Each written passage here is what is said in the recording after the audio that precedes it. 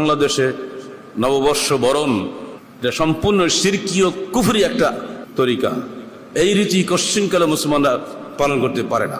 অতদিন পর্যন্ত কিয়ামত হবে না যতদিন না আমার উম্মতের একদল মানুষ, একদল নয় অনেক দল, কাবাইল, যারা মিলে যাবে বিল মুশরিকিন, মুশরিকদের সাথে।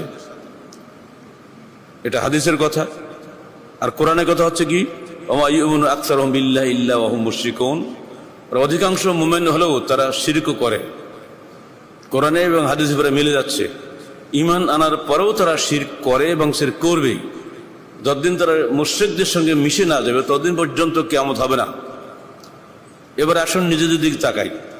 আমরা যত সংস্কৃতির নাম করে, রাজনীতির নাম করে, ধর্মের নাম করে যতগুলো রীতি পদ্ধতি আমরা চালু করেছি, এই সবগুলো আল্লাহ রসুলের আমলের যে দিন ছিল সেই দিনের সঙ্গে মিলে কি, এটা আপনাদের বিচার করতে হবে। হিসাব নিকাশহীন, চিন্তা ভাবনাহীন মানুষের কোনো গুরুত্ব নাই আল্লাহর কাছে। একটা জিনিস চললো আর আপনি শুরু করে দিলেন, এটা হবে না। কারণ আপনি মুসলমান, আপনার নিজস্ব রীতি পদ্ধতি আছে, সেটা আল্লাহর দেওয়া শাশ্বত রীতি পদ্ধতি, এটার মধ্যে কল্যাণ নিহিত আছে। এর বাইরে সব জায়গায় অকল্যাণ। যতগুলো আছে রীতি পদ্ধতি প্রতিটি সময় আমরা দু একটা করে বলি। এখন যেহেতু আগামীকালই নববর্ষের মিছিল শুরু হয়ে যাবে, আর ইতিমধ্যে দেখতে পাচ্ছি রাজশাহী মার্কেটে ঢোকার উপায় নেই।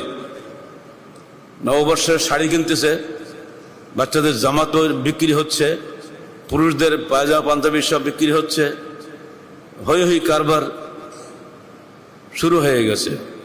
অথচ এগুলো কিন্তু আমাদের বাপদাদারা তো দেখেই নি, আমরা তো বয়স বেশি হইল না তাই দেখিনি কখনো। কিসের নববর্ষ আবার, কোন দিক দিয়ে বৈশাখ আসলো, কোন দিক দিয়ে গেল টেরই পাইনি জীবনে কোন আমরা।